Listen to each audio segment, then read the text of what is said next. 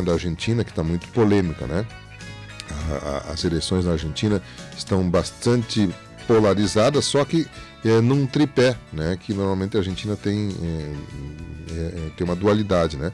E claro que a Argentina tem um reflexo muito grande também em nós aqui, especialmente nós que somos fronteiriços, né? Mas ela é um parceiro do Brasil enorme em negociação também, né? Culturalmente e socialmente, e também nos negócios. E o Eduardo Lienz ouviu o professor de Relações Internacionais que projeta que a Argentina terá uma disputa muito apertada da eleição presidencial. Essa matéria nos chega com o professor de Estudos Estratégicos pela URGS e professor da ESPM, o Roberto Weber, que foi ouvido por Eduardo Lienz para a Rádio Agete. A Argentina realizou recentemente prévias para a escolha dos candidatos à presidência daquele país. A surpresa foi a primeira colocação do candidato Javier Milei. Para analisarmos essa prévia, vamos ouvir o professor de Relações Internacionais da ESPM e doutor em Estudos Estratégicos Internacionais pela URGS, Roberto Ibel. A Argentina sempre surpreendendo, professor.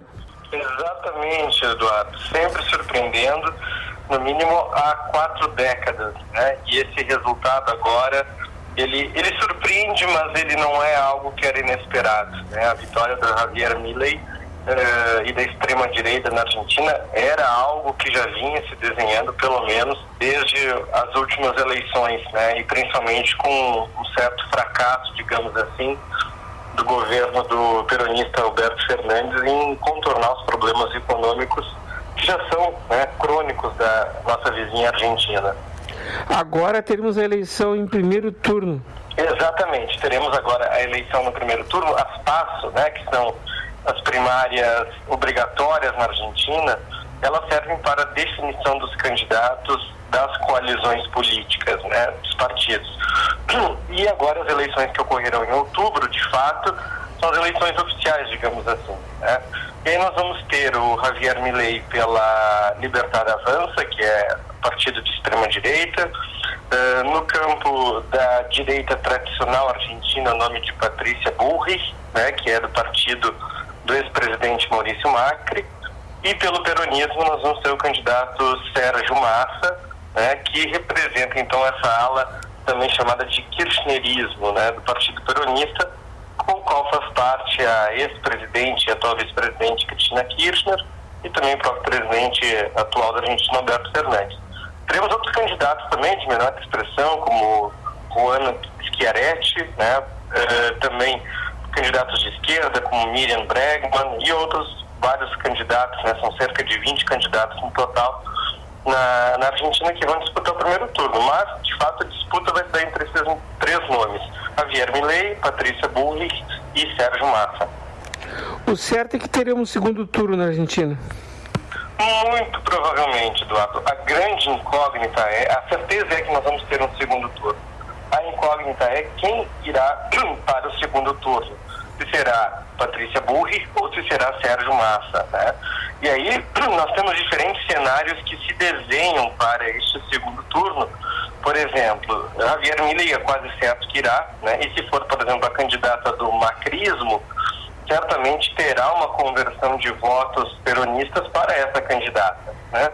Mas se, por exemplo, for Sérgio Massa, eu não consigo visualizar uma conversão de votos da direita no candidato do peronismo, né? E aí provavelmente tenha uma conversão desses votos para Javier Milei lá no segundo turno. Então é um cenário bem complexo, digamos assim, que se desenha para as eleições argentinas nos próximos meses. Pelo que a gente tem acompanhado, eu tenho assistido na TV Argentina também, a situação do Sérgio Massa é bem difícil. Exatamente. Até porque o Sérgio Massa, ele ganhou 21% dos votos, né? E Juan Grabois, que é o segundo candidato do Partido Peronista, teve quase 6%. Né? Então mostra também uma certa divisão do partido, né? E Sérgio Massa, ele representa essa ala mais kirchnerista, digamos assim. Então, ele tem grandes ressalvas com parte da população, né, em virtude do partido que ele representa. Mas eu destaco que o partido, ele conseguiu, peronistas, né, eles conseguiram votos em províncias estratégicas da Argentina. Então, a gente olhando o mapa eleitoral, por exemplo, nós vamos ver uma vitória deles em províncias como, né, próximas aos grandes centros urbanos. Então, eles ganharam ali em Santiago del Estero, ganharam na província também de Catamarca, na província de Buenos Aires, né? Então, não na cidade de Buenos Aires, mas na província de Buenos Aires, que é onde concentra boa parte do PIB argentino. E olhando esse mapa também de votos, a gente vai ver que na capital, né, na cidade autônoma de Buenos Aires, assim como nas províncias de Entre Rios e Corrientes, que são as províncias que fazem fronteira aqui com o Brasil, o macrismo teve votos, né, teve a vitória. E o restante da Argentina foi todo para a extrema-direita, né? Então, eu acho que são desafios de conseguir unidade dentro do próprio partido, mas também de conseguir votos em outras regiões. Eu destaco aqui as províncias de Rio Negro, né, que historicamente sempre, Rio Negro e Santa Cruz, né, sempre foram atreladas ao peronismo. Lá eles ficaram em segundo lugar, né? Ficaram em segundo lugar e a extrema-direita teve uma votação muito expressiva. Então, acho que esses são os desafios principais. Primeiro, conseguir reconquistar o voto dos argentinos e ganhar voto em regiões onde eles perderam votos e onde eles lideravam historicamente. Roberto Ibel, professor de Relações Internacionais da SPM. Uma observação que deve ser feita é o fato do Congresso. Lá não tem eleições para renovar todo o Senado e toda a Câmara nesse momento. Exatamente. Muito parecido como aqui no Brasil, né? O Senado ele é renovado em 1/3, e aí, diferentemente, né, da eleição das primárias, agora nas primárias o Senado ele teve uma vitória muito expressiva dos candidatos, né, peronistas. Eles tiveram 33% dos votos. Em segundo lugar ficou o Juntos per un Cambio, que representa a ala mais à direita, né, e os libertários de extrema-direita ficaram em terceiro lugar.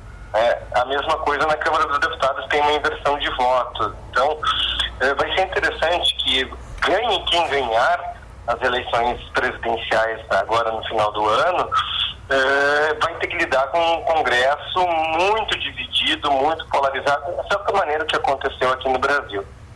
Mas na Argentina não existe o centrão. Os partidos são muito ideológicos. Isso seguramente vai dificultar o próximo governo. Exatamente. Lá não existe a figura do centrão, né? Então, certamente o próximo presidente vai encontrar desafios para aprovação de projetos mais polêmicos, digamos assim. Então, o próprio Milei, né, quando ele diz que se ganhar, vai fechar o Banco Central, vai romper com a China, vai sair do Mercosul, vai fechar o Ministério da Saúde, da Educação, enfim, são propostas que dificilmente ele consegue aprovar no Congresso se não tiver a maioria, que é algo que se desenha nesse momento que não vai acontecer, né? E ele me parece uma pessoa que dificilmente vai negociar com os peronistas, por exemplo. Então, será, e a mesma coisa se o Massa eventualmente ganhar, a Patrícia Bullrich ganharem, vão ter esse desafio de negociar com um Congresso muito dividido e sem a existência desse presidencialismo de coalizão que a gente tem aqui no Brasil. Mas também deve-se observar que o fenômeno Milei só existe porque os outros governos não foram competentes. Exatamente. Eu acho que isso explica, né, em certa medida, a vitória do Milei nas primárias, mas eu acho que também tem uma outra questão que é importante a gente olhar numa perspectiva da ciência política, é que hoje tem de novo uma nova onda, né, da extrema-direita no mundo, né, com muita força na Europa, muita força nos Estados Unidos. Então, são aqueles ciclos políticos, né? Nós já tivemos ciclo das esquerdas, ciclo da direita, ciclo da extrema-direita, e agora me parece que ela ganha força na Argentina novamente.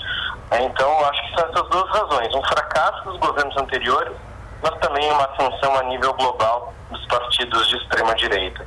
Este foi o doutor em estudos estratégicos e professor da SPM, Roberto Ibel, para a Rádio Agerte, Eduardo Liães. Valeu, Eduardo. Obrigado pelas suas informações. A gente utilizou dessa disponibilidade de vocês aí para trazer um pouco dessa informação de um importante acontecimento que está aqui próximo a nós, né? Claro que não é ligado diretamente ao nosso dia a dia, mas tem reflexos muito intensos no Brasil, a questão da política na Argentina e a condição também da Argentina ser nosso parceiro, como eu falei antes, um parceiro cultural, um parceiro social, um parceiro econômico importantíssimo para o Brasil. 10:02, você está com a Tupã, o programa é o